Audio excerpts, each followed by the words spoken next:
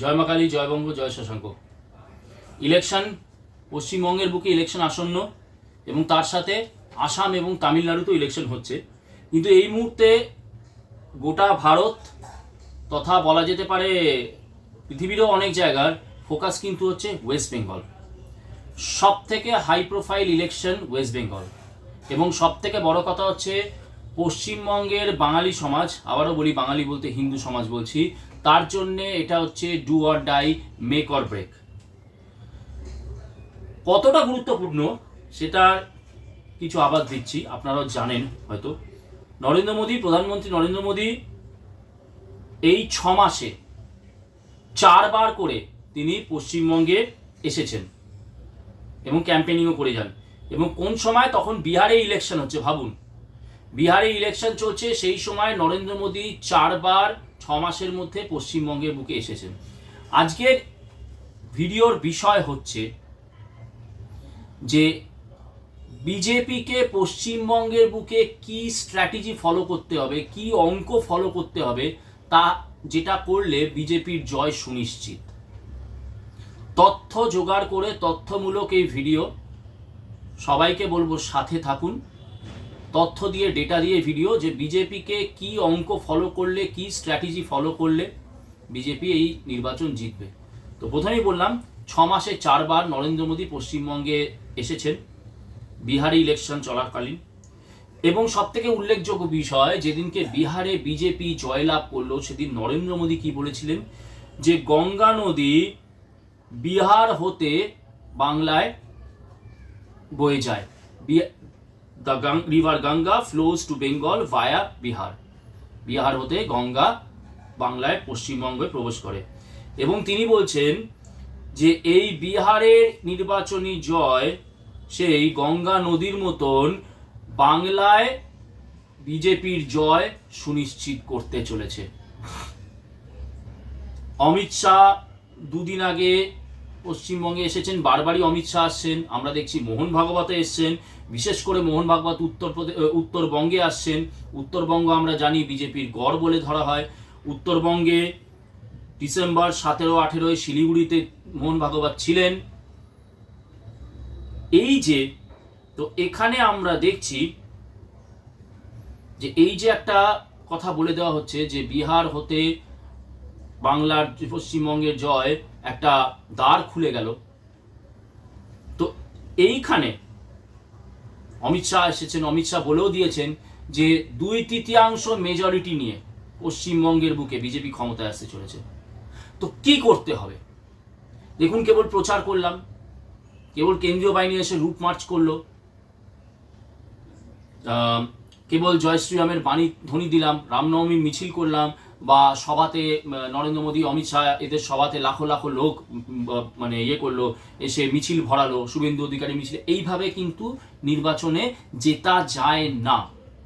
তো কি করতে হবে? সেটা প্রথম হচ্ছে, মোহন ভাগবত বলছেন, অমিত শাহ বলছেন, নরেন্দ্র মোদী বলছেন, দেখুন 3 জন টপ লেভেলের, 2 জন রাজনৈতিক এবং 1 জন অরাজনৈতিক হিন্দুত্ববাদী একটি সংগঠনের নেতা, ক্রোনোলজিটা দেখুন, বারবার করে তারা আসছেন পশ্চিমবঙ্গের বুকে। তার মানে পশ্চিমবঙ্গ তাদের কাছেও কিন্তু কেবল পশ্চিমবঙ্গের বাঙালির জন্য নয়, তাদের কাছেও কিন্তু do or die, make or break.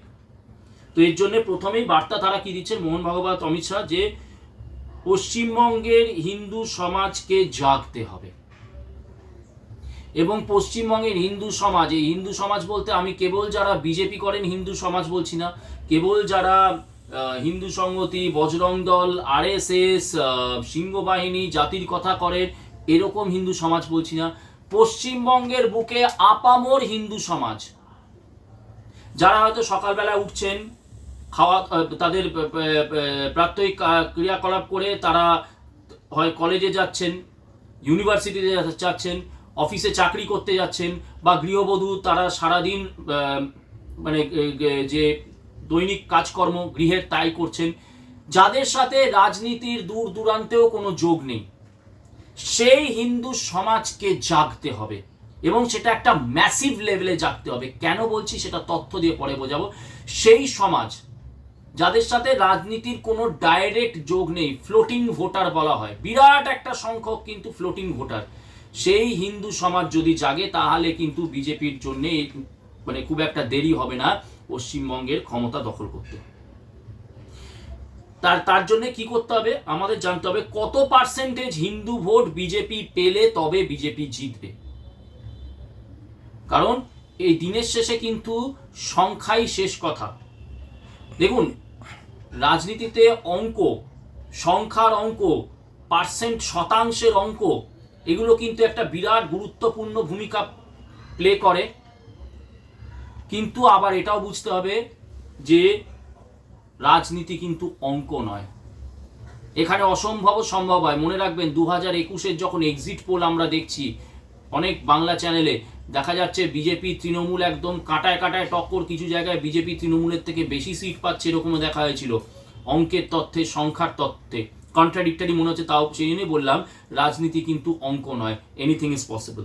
তো যাই হোক, অঙ্কের নিরিখে পার্সেন্টেজ অফ ভোট বিজেপিকে কত পেতে হবে সেটা আমাদের জানতে হবে।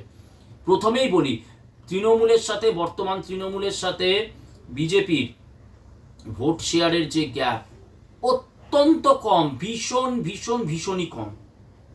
2014 থেকে 2019-এর যে লোকসভার যে সাইকেল, সেখানে বিজেপির ভোট শেয়ার 17% থেকে বেড়ে হয়েছে 42%। আনপ্রেসিডেন্টেড জাম্প যেটাকে বলে, অভূতপূর্ব একটা জাম্প। 17% 2014 থেকে 2019-এর লোকসভায় বিজেপির ভোট শেয়ার কত গেল, 17% থেকে 42%। এবং 2014 থেকে 2024-এ সেই ভোট শেয়ার আরো বাড়লো, লোকসভার নিরিখে বলছি।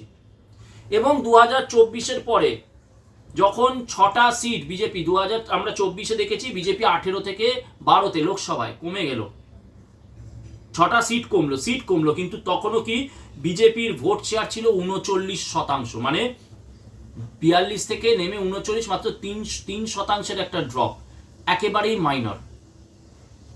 এমন নয় যেটা আমরা দেখছি 17 থেকে 1 লাফে 42 হলো, আবার 42 থেকে 1 লাফে সেটা 20-22-এ নেমে গেছে, সেরকম কিন্তু না। 6টা সিট কম পেয়েছে 2024-এ বিজেপি, 18 থেকে 12-তে নেমেছে, তাও কিন্তু বিজেপির যে ভোট শেয়ার সেটা হচ্ছে 39%। সেই জন্য তৃণমূলের সাথে বর্তমানে বিজেপির যে গ্যাপ সেটা ভীষণই ন্যারো, ভীষণই কম। এইবারে আমরা যদি অ্যাসেম্বলি ইলেকশনে আসি, 2016 থেকে 2021-এ ইলেকশনে বিজেপির কি সিট যেটা ছিল 2016-তে 2, সেখান থেকে বেড়ে কি হলো 77। হ্যাঁ, সবাই অনেক বেশি আশা করেছিল, সবাই 140, 150, হয়তো সবাই ভেবেছিল বিজেপি হয়তো সরকারও করবে, হয়নি সেটা। অনেক চক্রান্ত কাজ করেছে বিজেপির মধ্যে, অন্তর্দ্বন্দ্ব, অন্তর্কলহ, কামিনী কাঞ্চন, এগুলো নিয়ে আর যাচ্ছে না, এগুলো নিয়ে হাজার বার আলোচনা হয়ে গেছে। কিন্তু 2016-তে যে দলটা 2টো সিট পেয়েছিল, সেই দলটাই 2021-এ 77টা সিট পেয়েছে। এত প্রতিকূলতা, এত হিংসা, এত জেহাদি সন্ত্রাসের পরেও 2 থেকে 77টা সিট, এটাকে একটা বলা হয় মাল্টিফোল্ড রাইজ হয়েছিল, কিন্তু একটা বিশাল বড় উত্থান। এবং বিজেপির ভোট শেয়ার 2016-র 10% থেকে 2021-এ কত হয়ে গেল, 38.5%। ভাবুন, একটা 28.5%-র জাম্প। মানে টেস্ট পরীক্ষায়, উচ্চ মাধ্যমিকের টেস্ট পরীক্ষায় একটা ছেলে যদি 45% পেয়ে থাকে, সেই ছেলেটাই দেখা গেল উচ্চ মাধ্যমিকে গিয়ে ফেয়ার ভাবে, যে উচ্চ মাধ্যমিক, সেই ফেয়ার ভাবে উচ্চ মাধ্যমিকের ফেয়ার চেকিং এর পরে সেই ছেলেটা দেখা গেল টেস্টে একটা 40% পাওয়া ছেলে 65% নম্বর পেল। অভূতপূর্ব।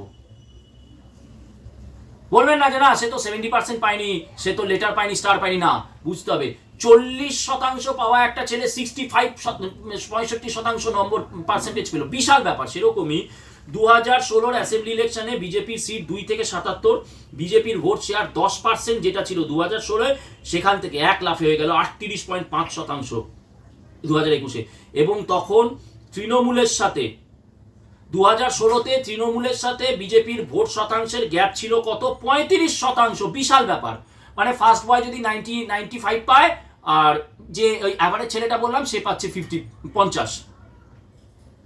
তো তৃণমূলের 2016-তে, তৃণমূলের সাথে বিজেপি 2016-তে ভোট শেয়ারের গ্যাপ ছিল হচ্ছে 35%, 2021-এ সেটাকে নামিয়ে আনলো 10%। মাত্র একটা 10% গ্যাপ একটা ইলেকশনে, এমন নয়, এটা কিন্তু নয় যে 5-6টা ইলেকশনের পরে হয়েছে, একটা ইলেকশন 2016-তে যেখানে তৃণমূলের সাথে বিজেপির ভোট শতাংশের ব্যবধান হচ্ছে 38.5%, সেটাই দেখা গেল 2021-এর ইলেকশনের পরে তৃণমূলের সাথে বিজেপির ভোট শতাংশের ডিফারেন্স হচ্ছে মাত্র 10%। অভূতপূর্ব। এত অত্যাচার, এত সন্ত্রাস, এত রূপশ্রী, যুবশ্রী, কন্যাশ্রী, খাদ্যশ্রীর পরেও তৃণমূলের সাথে বিজেপির ভোট শতাংশের গ্যাপ নেমে গেল 10%-এ। মানে তার মানে কিন্তু মমতা বন্দ্যোপাধ্যায় একেবারেই কিন্তু একটা খুব মানে শক্ত পজিশনে নেই, নড়বড়ে জায়গায় আছে। এবং বিজেপিকে এই গ্যাপটা ক্লোজ করতে হবে। এবং কত শতাংশ ভোট পেতে হবে? 45% ভোট বিজেপিকে পেতে হবে। তার মানে কত? 6.5%-এর একটা জাম্প। এই মুহূর্তে তাহলে আছে হচ্ছে এই মুহূর্তে বিজেপির ভোট শেয়ার 38, সেখান থেকে 45, তাহলে 6.5%-এর একটা জাম্প করতে হবে। এর জন্য কি দরকার? Hindu vote consolidation. বারবারই যেটা বলা হচ্ছে, হিন্দু ভোটের কনসলিডেশন দরকার। কিভাবে হবে, কেন দরকার, এবং হিন্দু মোবিলাইজেশন দরকার। আমরা ধরে নিচ্ছি এই মুহূর্তে হিন্দু ভোট হচ্ছে 67 থেকে 68%। কেন? আমাদের জানতে হবে এসআইআর এর সময় অনেক ফেক ভোটার, যার মধ্যে কিন্তু হিন্দু নামও আছে, বাদ গেছে। তো সেই জন্য আমরা ধরে নিচ্ছি এখন হিন্দু ভোট আছে 67 থেকে 68%। 2021-এর স্ট্যাটিস্টিক্স যদি দেখি, হিন্দু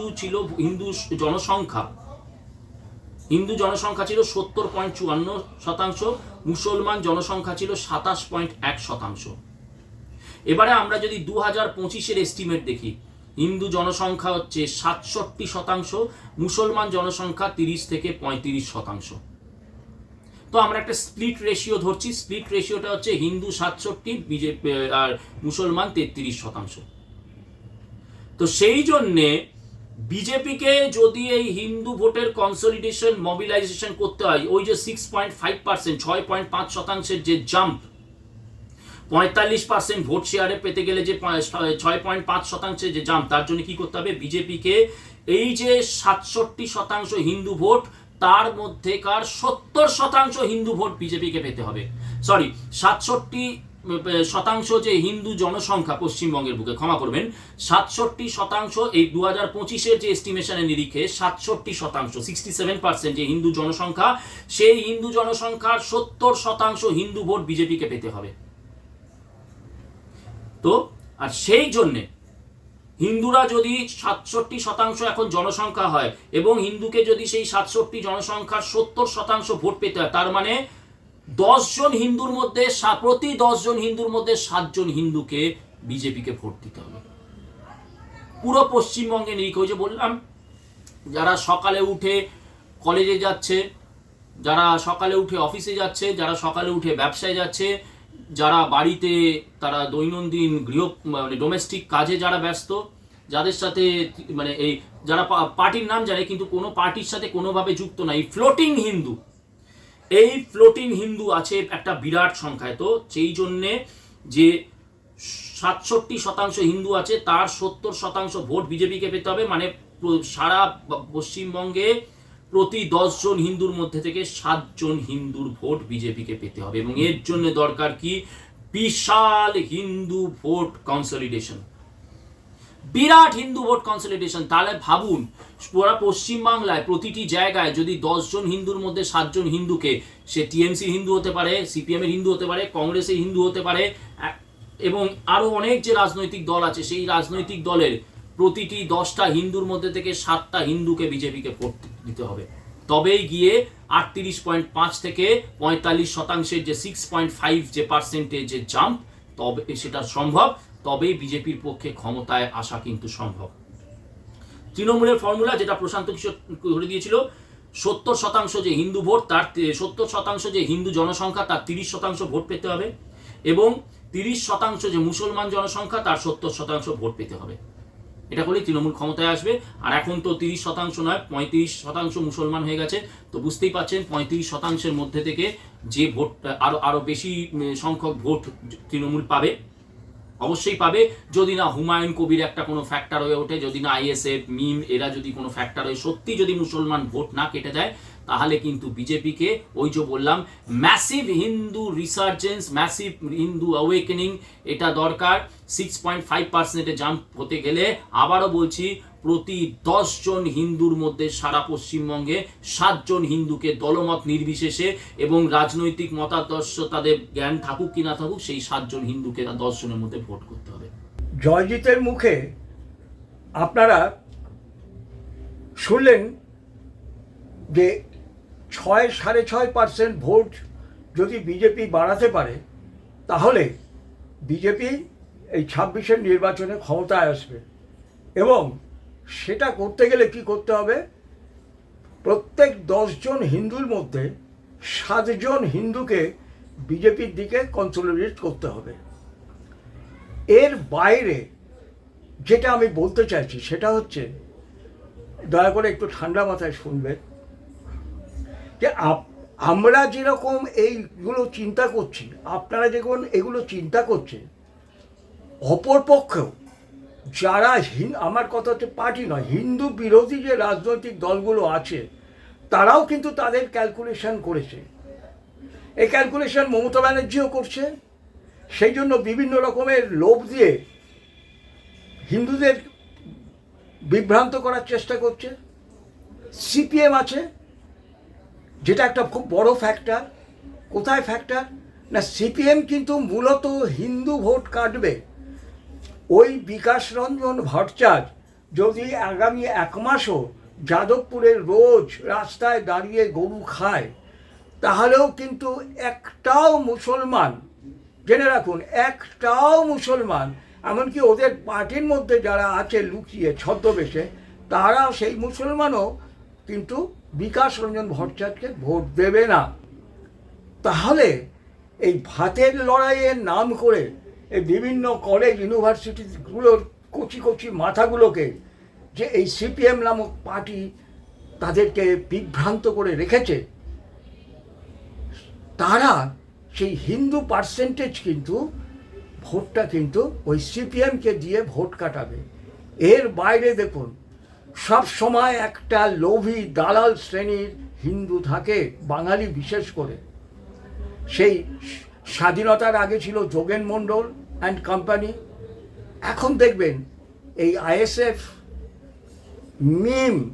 আমি মিমের একটা মিটিংয়ে, মিমের যেদিন ওপেন হলো সেদিন দেখলাম, মানে আধুনিক সমাজের এক মহিলা, বা দেখলেই বোঝা যায় যে হিন্দু মহিলা, সে সেই মিটিংয়ে দাঁড়িয়ে আছে। কাজেই কিছু লোভী বাঙালি হিন্দু, তারা কিন্তু এই আইএসএফ, মিম এবং ওই ওয়েসির পার্টির মধ্যে কিন্তু তারাও চলে যাবে, এবং তারাও কিন্তু তাদের মানে সার্কেলের একটা বাঙালি ভোট, হিন্দু ভোট কিন্তু কাটবে।